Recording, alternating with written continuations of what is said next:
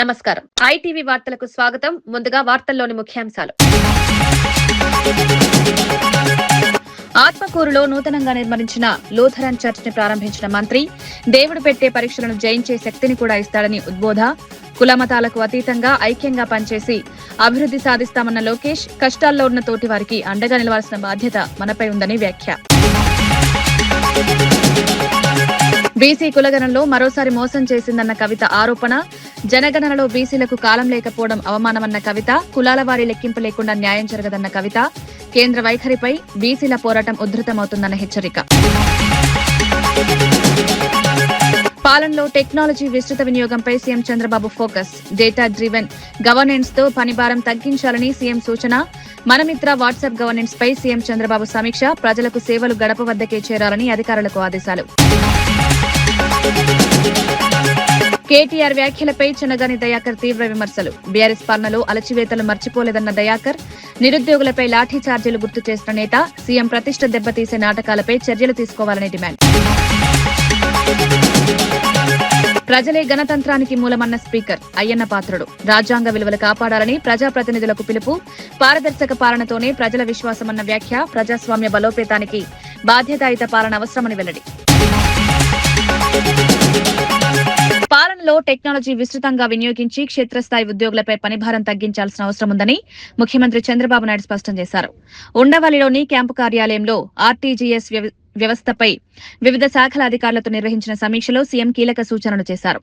Mana Mitra WhatsApp governance ద్వారా ప్రస్తుతం 878 ప్రభుత్వ సేవలను ప్రజలకు అందిస్తున్నామని, ఇప్పటికే 1.43 కోట్ల మంది ఈ సేవలను వినియోగించుకున్నారని అధికారులు వెల్లడించారు. వైద్యం, వ్యవసాయం, రెవెన్యూ, రహదారులు, ఆర్డీఏ, అగ్నిమాపక శాఖల పనితీరుపై సీఎం ప్రత్యేకంగా సమీక్ష నిర్వహించారు. ప్రజలకు సేవలు వారి గడప వద్దకే చేరేలా చర్యలు తీసుకోవాలని అధికారులను ఆదేశించారు.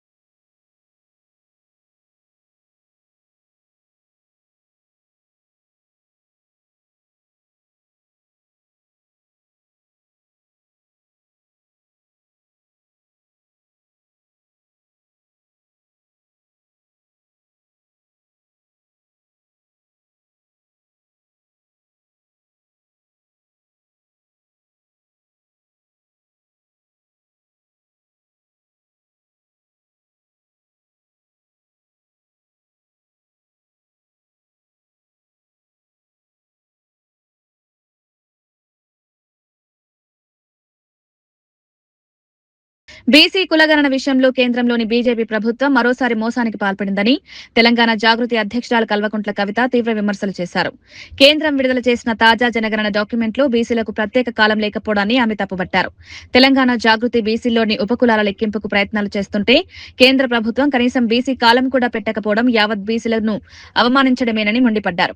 రాజకీయ ప్రయోజనాల కోసం బీసీ వర్గాలను విస్మరించడం సరికాదన్నారు. ఈ విధానం కొనసాగితే బీసీల పోరాటం మరింత ఉధృతమవుతుందని హెచ్చరించారు.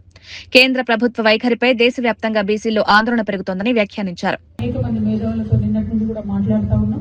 ఆ ఒక కార్యక్రమాన్ని పెద్ద ఎత్తున మన సంస్థ నుండి టేకప్ చేయబోతున్నాం అన్న విషయాన్ని కూడా మీకు తెలియజేస్తా ఉన్నాను. ఈ నెల 29వ తారీఖున మనం ఒక రౌండ్ టేబుల్ కాన్ఫరెన్స్ ఏర్పాటు చేస్తున్నాం.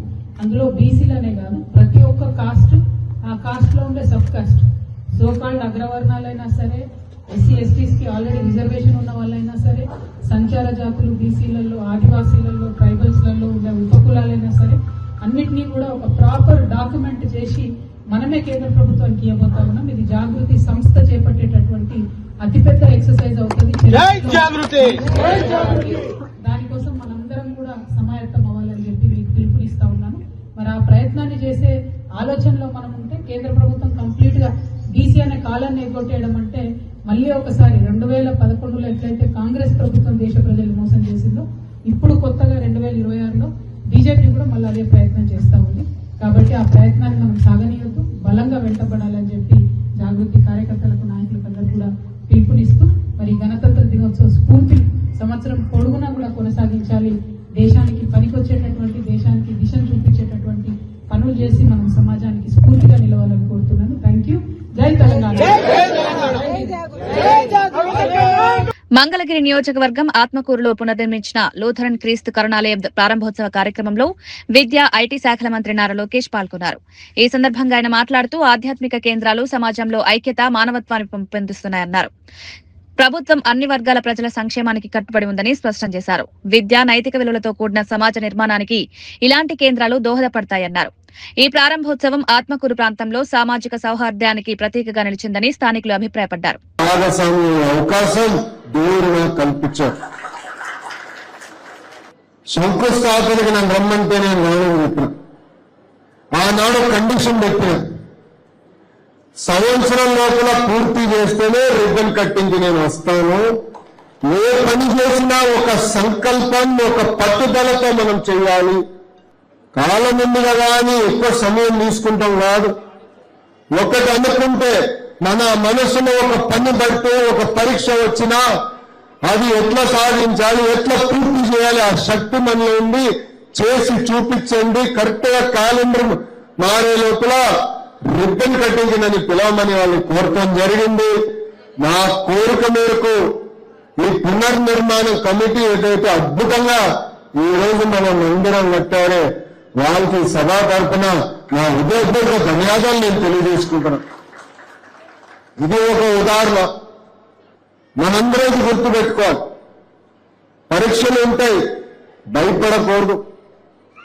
ఈరోజు సమాజంలో మనందరం ఎక్కువ భయపడుతున్నాం. పిల్లల్ని కూడా చూస్తున్నాం. ఒక ఎగ్జామ్ లో తక్కువ మార్కులు వస్తేనే అధైర్యపడుతున్నారు.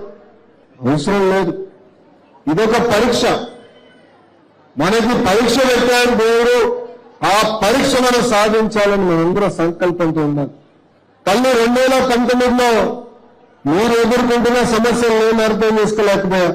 నేనేంటో మీకు అర్థం వల్ల ఓటమి కాలయా. కానీ నేను భయపడలా. బాధనే సహజమే, నాకు బాధ కలిగింది. నేను మనిషినే. కానీ రెండో రోజు నుంచి పని చేశా, కసితో పని చేశా. గతంలో ఎట్లా పని చేశాను, ఇప్పుడు రెండింత కసితో నేను పని చేస్తున్నా. ఎందుకంటే మీరు నాకు ఇచ్చిన అవకాశం. మనందరం కలిసికట్టుగా పనిచేస్తే. నాంపల్లిలోని ఫర్నిచర్ షాప్ లో జరిగిన అగ్ని ప్రమాదం అత్యంత దురదృష్టకరమని వీసీ సజ్జనార్ పేర్కొన్నారు. ఈ ఘటనలో మరణించిన వారి కుటుంబాలకు ఆయన ప్రగాఢ సానుభూతి తెలిపారు. ప్రమాద సమయంలో ప్రాణభయాన్ని లెక్క చేయకుండా సహాయక చర్యల్లో పాల్గొన్న దినేష్, మహ్మద్ జకీర్, కలీం రహీం, అమర్ల సాహసాన్ని ఆయన ప్రశంసించారు. మతాలకు అతీతంగా వెల్లివిరిసిన సోదరభావం హైదరాబాద్ నగర విశిష్టతకు నిదర్శనమన్నారు. ఇలాంటి సంఘటనల్లో ప్రజలు ఒకరికొకరు అండగా నిలవడం సమాజానికి స్ఫూర్తినిస్తుందని వ్యాఖ్యానించారు. నాంపల్లిలో జరిగిన ఫర్నిచర్ షాప్ లో జరిగిన అగ్ని ప్రమాదంలో మరణించిన వారి కుటుంబాలకి నా తరఫు నుంచి, హైదరాబాద్ సిటీ పోలీస్ తరఫు నుంచి ప్రగాఢ సంతాపాన్ని వ్యక్తం చేస్తున్నాను. ఈ ఘటన అత్యంత దురదృష్టకరం. మనము GHMC, fire safety officials, HYDRAA ఇలాంటి సంఘటనని పునరావృత కాకుండా మనము చర్యలు తీసుకోబోతున్నాం. అట్లానే ఈ యొక్క ప్రమాదం జరిగినప్పుడు, ఏ సంఘటన జరిగినప్పుడు ప్రజల సహకారం ఎంతో మనకు దొరుకుతుంది. అట్లానే ఈ సంఘటన జరిగినప్పుడు అక్కడ ఉన్న ప్రజలు బాగా సహకరించారు. ముఖ్యంగా అక్కడ ఉన్న దినేష్, మొహమ్మద్ జాకీర్, కలీం, రహీం, అమర్, అట్లానే local corporator Surekha Omprakash, Jafar Khan, corporator Mallepalli అట్లా బాగా చేశారు. ముందు వచ్చి వాళ్ళు ప్రాణం కూడా లెక్క చేయకుండా మనతోని, మా ఒక యంత్రాంగంతోని చేయి ప్రజల్ని రెస్క్యూ చేయడానికి చాలా కృషి చేశారు. వాళ్ళందరికీ తెలంగాణ ప్రభుత్వ యంత్రాంగ తరఫు నుంచి, హైదరాబాద్ సిటీ పోలీస్ తరఫు నుంచి కూడా పేరుగా వాళ్ళకి అభినందిస్తారు. 77వ గణతంత్ర దినోత్సవం సందర్భంగా డాక్టర్ కేఏ పాల్ ప్రతి తెలుగు పౌరుడికి ప్రత్యేక పిలుపునిచ్చారు. రాజ్యాంగ విలువలను కాపాడుకోవడమే నిజమైన దేశభక్తి అని పేర్కొన్నారు. ప్రజాస్వామ్యం, మానవ హక్కులు, సమానత్వం కోసం ప్రతి ఒక్కరూ బాధ్యత వహించాలని సూచించారు. యువత దేశ భవిష్యత్తు అని, వారి నైతిక విలువలతో ముందుకు సాగాలని కోరారు. సమాజంలో శాంతి, ఐక్యత, న్యాయం నెలకొలాలంటే ప్రజల భాగస్వామ్యం అవసరమని ఆయన అభిప్రాయపడ్డారు. నేను చెప్తున్నాను పవన్ కళ్యాణ్ తమ్ముడు, ఇప్పుడైనా నువ్వు ప్రభు మార్గంలో ఉన్నాడు, శాంతి మార్గంలో ఉన్నాడు, దేశ మార్గంలో ఉన్నాడు, సత్య మార్గంలో ఉన్నాడు. హిందూ, ముస్లిం, క్రిస్టియన్స్, బుద్ధిస్ట్, జైన్ జూన్ 21 నేను ఎలాగ ఢిల్లీలో 7 రిలీజియస్ లీడర్స్ తో మీటింగ్ పెట్టాను. అలాంటి మీటింగ్లు అటెండ్ అవ్వు. ఇలాంటి పనికిమాల మాటలు, చేష్టలు మానేశాయి. ప్రతి ముఖ్యమంత్రికి, ప్రతి ఎంపీ, ఎమ్మెల్యేలకి నేను ఇచ్చే సలహా, ఇండియా సర్వనాశనం అయిపోతుంది, ఎకానమీ సర్వనాశనం అయిపోతుంది, జ్యుడిషియరీ ఇన్ఫ్లుయెన్స్ అయిపోతుంది. ఎక్కడికి వెళ్తున్నాం? మీడియా భయపడుతున్నారు సత్యాన్ని రిపోర్ట్ చేయడానికి. కనుక ఈ రిపబ్లిక్ డే నేను ఇచ్చిన మెసేజ్ ఏంటంటే రండి. అందుకే ఫిబ్రవరి 22న ఆదివారం చెన్నై మద్రాసులో YMCA నందనం గ్రౌండ్స్ లో ప్రపంచ శాంతి సభ పెడుతున్నాను. హిందువులు వస్తున్నారు, ముస్లింస్ వస్తున్నారు, క్రిస్టియన్స్ వస్తున్నారు, అన్ని కులాల మతాల ప్రజలు వస్తున్నారు. రండి, కలిసి పనిచేద్దాం, దేశాన్ని ముందుకు తీసుకెళ్దాం, అభివృద్ధి చేద్దాం. చైనా కంటే మనం అతి తెలివైన వారు అని ప్రపంచమే ఒప్పుకుంటుంది. మనకు బెస్ట్ సైంటిస్ట్, డాక్టర్స్, ఇంజనీర్స్ ఉన్నారని. రండి, అమెరికాతో కలిసి వారిని తప్పు మార్గంలో వెళ్లకుండా మనం వారిని నడిపించి ప్రపంచంలో నెంబర్ 1 స్థానం మనం. పద్మశ్రీ అవార్డు రవాణంపై ప్రముఖ నటుడు మురళీమోహన్ ఆనందం వ్యక్తం చేశారు. ఆలస్యంగా వచ్చిన గౌరవం మరింత విలువైందని ఆయన వ్యాఖ్యానించారు.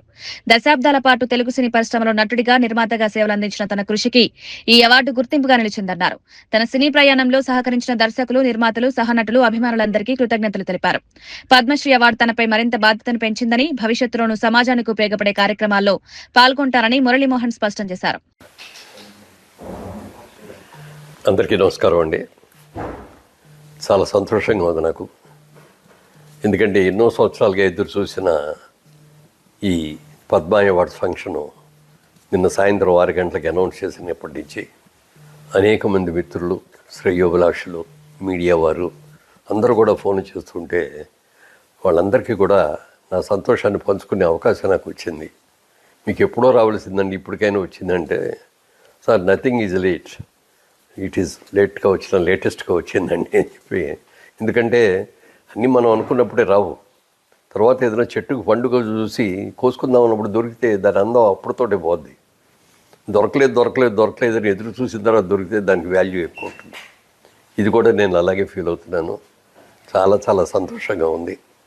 మిత్రులందరికీ కూడా నా శుభాకాంక్షలు తెలియజేస్తున్నాను. ఇంకో వేరే సందర్భంలో క్లియర్గా డీసెంట్గా తర్వాత మాట్లాడతాను. ఇంత మంచి అవార్డు వచ్చినందుకు ఇచ్చినటువంటి నరేంద్ర మోడీ గారి, ప్రధానమంత్రి నరేంద్ర మోడీ గారికి, అలాగే ఆంధ్రప్రదేశ్ ముఖ్యమంత్రి చంద్రబాబు నాయుడు గారికి, తెలంగాణ రాష్ట్ర ముఖ్యమంత్రి రేవంత్ రెడ్డి గారికి, అలాగే మా చలనచిత్ర పరిశ్రమలో ఉన్న అందరి ప్రముఖులకి, అందరి సహకారంతో, అలాగే అందరి పాత్రికేయ మిత్రులతోటి వాళ్ళందరికీ కూడా నా హృదయపూర్వకంగా నా శుభాకాంక్షలు తెలియజేస్తున్నాను. ఈ అవార్డు అందుకున్న తర్వాత తప్పక ఒకసారి మళ్ళీ డీటెయిల్డ్గా మళ్ళీ అప్పుడు ప్రెస్ మీట్ పెట్టుకొని చెప్తాను. తిరుమల తిరుపతి ప్రసాదంపై చేసిన వ్యాఖ్యలపై కిరాక్ ఆర్పీపై వైసీపీ నేత కొరిటిపాటి ప్రేమ్ కుమార్ తీవ్ర స్థాయిలో స్పందించారు. మాజీ మంత్రిని రోజాను ఉద్దేశించి అసభ్యకరంగా మాట్లాడడం తీవ్రంగా ఖండనీయమన్నారు. తిరుమలలో లడ్డూ జంతు కొవ్వు కలిసిందన్న ఆరోపణలపై సిట్ నివేదిక ఆధారంగా సుప్రీంకోర్టు స్పష్టమైన తీర్పిచ్చిందని గుర్తు చేశారు. పవిత్రమైన తిరుమల ప్రసాదాన్ని రాజకీయ విమర్శలకు వేదికగా మార్చడం భక్తుల మనోభావాలను దెబ్బతీస్తుందని హెచ్చరించారు. ఇలాంటి వ్యాఖ్యలపై చట్టపరమైన చర్యలు తీసుకోవాలని ఆయన డిమాండ్ చేశారు. ఈ వ్యవహారం రాజకీయంగా తీవ్ర చర్చకు దారితీస్తోంది. తిరుమల తిరుపతి లడ్డు ప్రసాదంపై కిరాకార్పి గారు ఏ విధంగా మాట్లాడో ఒకసారి ఆడియో విన్నాక మనం మాడుకుందాం. రారా కిరాకార్పిగా మాట్లాడు. రోజా అన్నట్టు రోజా పువ్వునే తిరుమల లడ్డులో వాడారు. ఎందుకంటే రోజా నా దృష్టిలో పందితో సమానం. పంది కొవ్వునే లడ్డులో వాడారు. రోజా పువ్వునే లడ్డులో వాడారు. అందుకే రోజా సంబరపడుతున్నట్టుంది. హిందూ సమాజం గమనించాలి. తిరుమల తిరుపతి లడ్డూలో ఎటువంటి కల్తీ జరగలేదు. షిట్ ఆధారంగా సుప్రీంకోర్టు తీర్పిచ్చింది. తిరుమల తిరుపతి లడ్డులో ఎటువంటి కల్తీ జరగలేదని. ఈరోజు కిరాకార్పి గారు ఏ విధంగా మాట్లాడినారుగా, తిరుమల తిరుపతి లడ్డూలో ప్రసాదంలో పంది కొవ్వు కలిసిందని చెప్పేసి వాడు మాట్లాడుతూ ఉన్నాడు. ఒక క్రైస్తవుడుగా నేను చెబుతా ఉన్నా, హిందువులు అడుగుతా ఉన్నా, హిందూ సమాజమా మీ మనోభావాలు దెబ్బతినలేదా? మీరు ఆలోచన ఒకసారి. ఈ కిరాకార్పి గారు ఏ విధంగా మాట్లాడుతున్నాడో, తిరుమల తిరుపతి అంటే ఏంట్రా నీకు తెలియదా? ఇలా కిరాకార్పి గారు నీకు తెలియదా? కలియుగ దేవుడు వెంకటేశ్వర స్వామి నువ్వు ఏ విధంగా మాట్లాడో తెలియదా నీకు? నేను సందర్భంగా కూటమి పిలుపుతూ అడుగుతా ఉన్నా, నేను చిన్న మాట మాట్లాడినా సరే మనోభావాలు దెబ్బతినట్టు అరెస్ట్ జైలు పంపిస్తా ఉన్నారు. ఈ రోజు కిరాకార్పి గారి మాటలో హిందువుల మనోభావాలు దెబ్బతినలేదా? వాళ్ళని అరెస్ట్ జైలు పంపించలేదా? కిరా కార్మిక ఒకటే చెబుతా ఉన్నావు, నువ్వు రోజాగా ఏ విధంగా మాట్లాడావో, వైఎస్ఆర్సీపీ నాయకుల్ని జగన్మోహన్ రెడ్డి ఇష్టానుసారం మారుతా ఉన్నావు. వైఎస్ఆర్ కాంగ్రెస్ పార్టీ అధికారం వచ్చినాక నువ్వు పంది అన్నావే, పందిని ఏ విధంగా నరికి కోస్తారో ఆ విధంగా నేను కోవిపోతే గుర్తుపెట్టుకో. ఎక్కువ మారుతా ఉన్నావు, ఖబర్దార్. కేటీఆర్ వ్యాఖ్యలపై TPCC general secretary Chanagani Dayakar తీవ్ర స్థాయిలో విరుచుకుపడ్డారు. రాజ్యాంగాన్ని చేతిలో పెట్టుకుని మాట్లాడే అర్హత నీకెక్కడదని ప్రశ్నించారు. బీఆర్ఎస్ పాలనలో మీడియాను అణచివేసిన ఘటనలు, రైతులకు బేడీలు వేసిన సంఘటనలు ప్రజలు మర్చిపోలేదన్నారు. నిరుద్యోగుల ఆత్మహత్యల సందర్భాల్లో ప్రభుత్వ స్పందన ఎలా ఉందో ప్రజలకు బాగా తెలుసన్నారు. సీఎం ప్రతిష్టను కించపరిచేలా జరిగిన నాటకాలపై డీజీపీ సుమోటోగా చర్యలు తీసుకోవాలని ఆయన డిమాండ్ చేశారు. ఈ వ్యాఖ్యలు తెలంగాణ రాజకీయాల్లో కొత్త దుమారం రేపాయి. నడి ఎండలో నిలబెట్టే దుర్మార్గులు మీరు ఇవాళ మీరు మాట్లాడితే సిగ్గు అనిపిస్తా ఉంది. నువ్వు భారత రాజ్యాంగం పుస్తకం పట్టుకునే అర్హత కేటీఆర్ కు ఉందా అని ఈ సందర్భంగా నేను సవాల్ ఇస్తా ఉన్నాను. ఇవాళ కాంగ్రెస్ ప్రభుత్వం వచ్చిన తర్వాత ధర్నాలు, పోరాటాలు లేని పోరాటాలు ఉండాలన్నటువంటి ప్రభుత్వం, పార్టీ కాంగ్రెస్ పార్టీ అనే విషయాన్ని గుర్తు తెచ్చుకోవాలి. ధర్నా చౌకులు బంద్ చేసింది, బ్యాన్ చేసింది మీరు కాదా కేటీఆర్? ఇంతకంటే దుర్మార్గం. ఉస్మానియా యూనివర్సిటీలో గజ్వేల్ ప్రాంతానికి చెందినటువంటి మురళీ ముదిరాజ్ చనిపోతే అర్ధరాత్రి 2 గంటలకు ఇదే ఉన్నటువంటి ఒంటేరు ప్రతాప్ రెడ్డి కూడా అందులో ఒక బాధితుడు అనే విషయాన్ని మర్చిపోవద్దు కేటీఆర్. గుర్తుపెట్టుకో. అబద్దాలు, అసత్యాలు ఇవాళ మీరు మాట్లాడితే తెలంగాణ సమాజం మర్చిపోలేదు. మీ హాయంలో పెట్టినటువంటి అనేక ఇబ్బందులు, అనేక కేసులు, అనేక లాఠీ చార్జీలు ప్రజల్ని భయభ్రాంతులకు గురి చేసింది తెలంగాణ సమాజం మర్చిపోదు అనే విషయాన్ని కేటీఆర్కి హెచ్చరిస్తా ఉన్నాను. భారత రాజ్యాంగానికి పురుడు పోసింది మేము. ఈ దేశంలో స్వేచ్ఛ ఉండాలన్నది మేము. లౌకిక శక్తులకు లౌకిక వాదం ఉండాలన్నది మేము. అనేక ఉన్నటువంటి ఎస్సీలకు, ఎస్టీలకు, బీసీలకు ఇవాళ ఒక రాజకీయ హోదాను తీసుకొచ్చింది కాంగ్రెస్ పార్టీ అనే విషయాన్ని గుర్తు తెచ్చుకో కేటీఆర్ అనేది ఈతవు పలుకుతా ఉన్నాను. ఇవాళ మీరు గురిగింజ గింజలాగా నువ్వు మాట్లాడితే తెలంగాణ ప్రజలు నవ్వుకుంటా ఉన్నారు కేటీఆర్. ఇవాళ నీ సొంత చెల్లె నేను కాదు చెప్పేది, నువ్వు ఎంత దుర్మార్గుడివో, నీ బావ ఎంత దుర్మార్గుడో నీ సొంత చెల్లె బయటకు వచ్చి చెప్తుంది. మీకు నిజంగా సిగ్గుశర ఉంటే మీ చెల్లె చేసే ఆరోపణలకు మీ బావ గాని నువ్వు గాని ప్రెస్ మీట్ పెట్టి మాట్లాడండి అని కూడా ఇతవు పలుకుతా ఉన్నాను. భారత రాజ్యాంగ పుస్తకాన్ని నువ్వు పట్టుకొని అర్హత గాని నీకు గాని నీ బావకు గాని మీ అయ్యకు గాని లేదు. అది భారత రాజ్యాంగం అనేది. కేంద్ర ప్రభుత్వం చేపట్టబోయే జనగణనపై తెలంగాణ జాగృతి కీలక నిర్ణయం తీసుకుంది. ఈ నెల 29న హైదరాబాద్ బంజారాహిల్స్ లో రౌండ్ టేబుల్ సమావేశం నిర్వహించనున్నట్లు ప్రకటించింది. జనగణనలో బీసీలకు ప్రత్యేక కాలం లేకపోవడం, ఉపకులాల గణన చేపట్టకపోవడం ప్రధాన అంశాలుగా చర్చించనున్నారు. ఈ సమావేశంలో నిపుణులు, సంఘాల ప్రతినిధులు తమ అభిప్రాయాలు వెల్లడించనున్నారు. అనంతరం కేంద్ర ప్రభుత్వానికి సమగ్ర నివేదిక సమర్పించాలని నిర్ణయించారు. బీసీల హక్కుల పరిరక్షణకు ఇది కీలక అడుగుగా జాగృతి పేర్కొంది.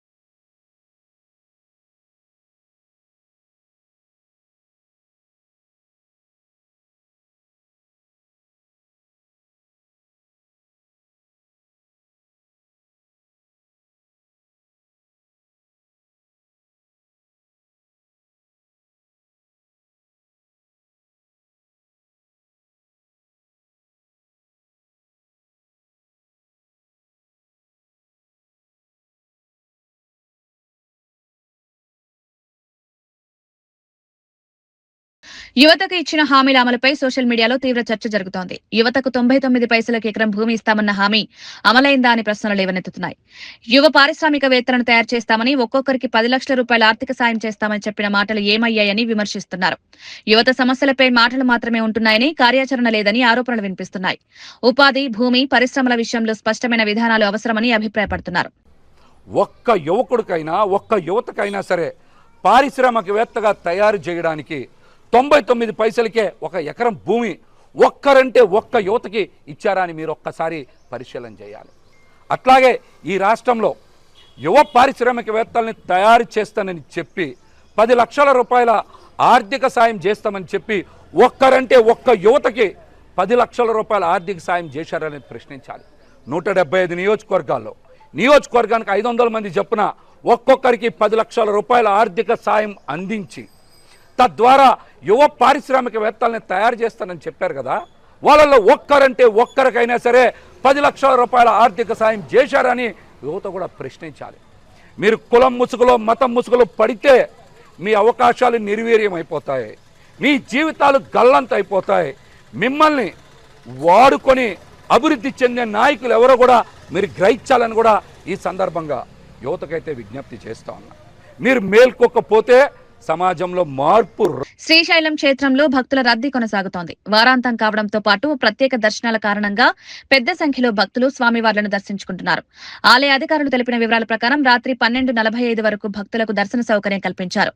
ఒక్క రోజులోనే 53,447 మంది భక్తులు శ్రీశైల మల్లికార్జున స్వామి, భ్రమరాంబిక అమ్మవార్లను దర్శించుకున్నారు. భక్తులకు ఎలాంటి అసౌకర్యం కలగకుండా పోలీసులు, దేవస్థాన సిబ్బంది ప్రత్యేక ఏర్పాట్లు చేశారు. అన్నదానం, తాగునీరు, వైద్య సేవలు అందుబాటులో ఉంచారు. శివరాత్రి సమీపిస్తున్న నేపథ్యంలో రాబోయే రోజుల్లో భక్తుల రద్దీ మరింత పెరిగే అవకాశం ఉందని అధికారులు అంచనా వేస్తున్నారు. భద్రత, ట్రాఫిక్ నియంత్రణపై ప్రత్యేక దృష్టి సారించారు.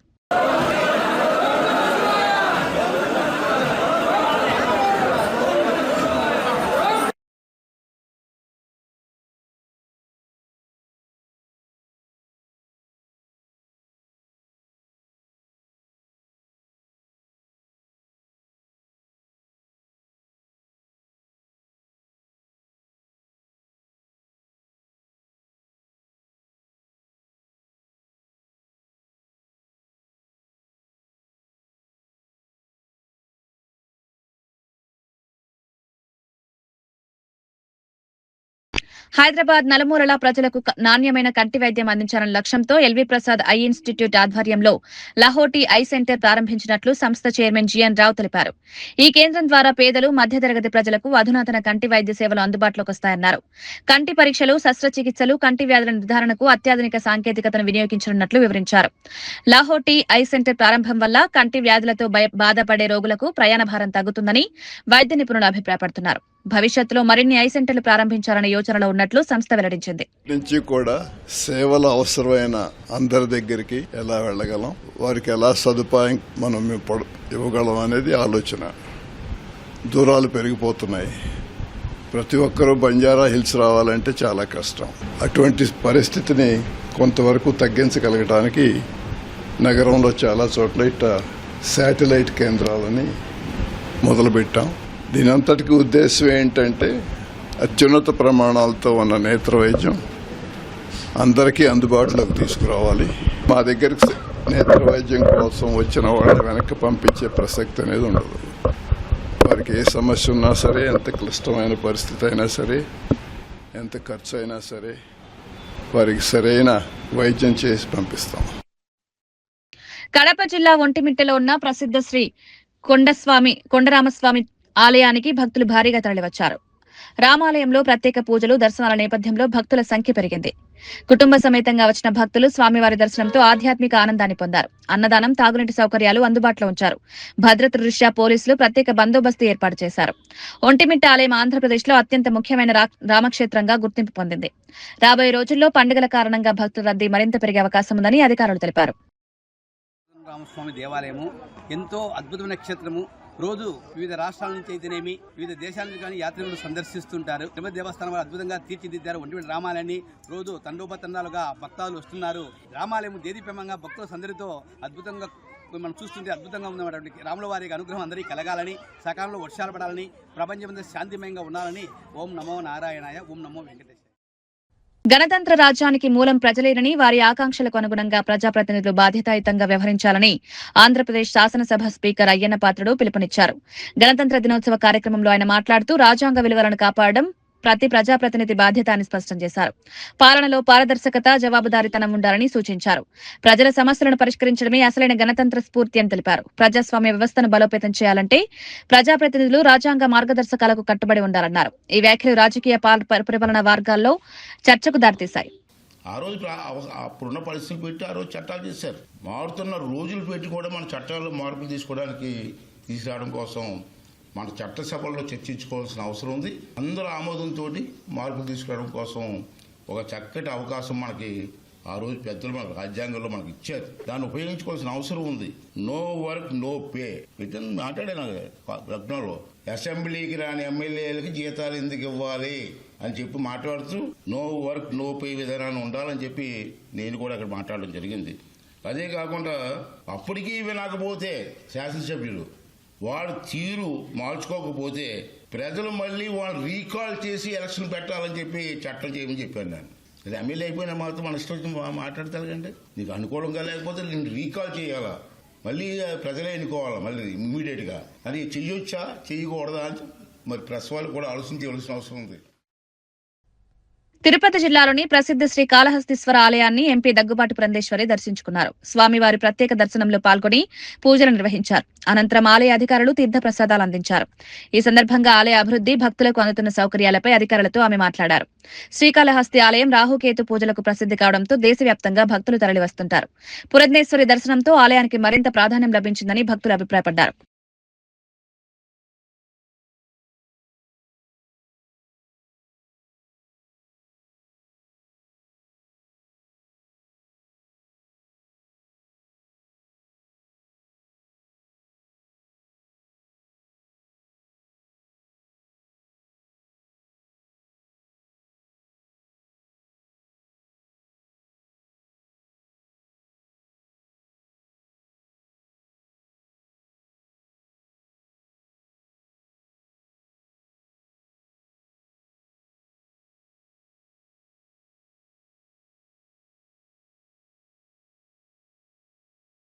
వార్తలు ముగించే ముందు ముఖ్యాంశాలు మరోసారి. ఆత్మకూరులో నూతనంగా నిర్మించిన లూథరన్ చర్చ్ ని ప్రారంభించిన మంత్రి, దేవుడు పెట్టే పరీక్షలను జయించే శక్తిని కూడా ఇస్తాడని ఉద్బోధ. కులమతాలకు అతీతంగా ఐక్యంగా పనిచేసి అభివృద్ధి సాధిస్తామన్న లోకేష్, కష్టాల్లో ఉన్న తోటివారికి అండగా నిలవాల్సిన బాధ్యత మనపై ఉందని వ్యాఖ్య. బీసీ కులగణంలో మరోసారి మోసం చేసిందన్న కవిత ఆరోపణ. జనగణనలో బీసీలకు కాలం లేకపోవడం అవమానమన్న కవిత. కులాల వారి లెక్కింపు లేకుండా న్యాయం జరగదన్న కవిత. కేంద్ర వైఖరిపై బీసీల పోరాటం ఉధృతమవుతుందన్న హెచ్చరిక. పాలనలో టెక్నాలజీ విస్తృత వినియోగంపై CM Chandrababu focus. Data driven governance తో పనిభారం తగ్గించాలని సీఎం సూచన. మనమిత్ర వాట్సాప్ గవర్నెన్స్ పై సీఎం చంద్రబాబు సమీక్ష. ప్రజలకు సేవలు గడప వద్దకే చేరాలని అధికారులకు ఆదేశాలు.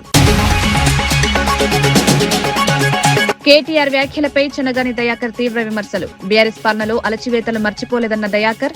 నిరుద్యోగులపై లాఠీ ఛార్జీలు గుర్తు చేసిన నేత. సీఎం ప్రతిష్ట దెబ్బతీసే నాటకాలపై చర్యలు తీసుకోవాలని డిమాండ్. ప్రజలే గణతంత్రానికి మూలమన్న స్పీకర్ అయ్యన్న పాత్రుడు. రాజ్యాంగ విలువలు కాపాడాలని ప్రజాప్రతినిధులకు పిలుపు.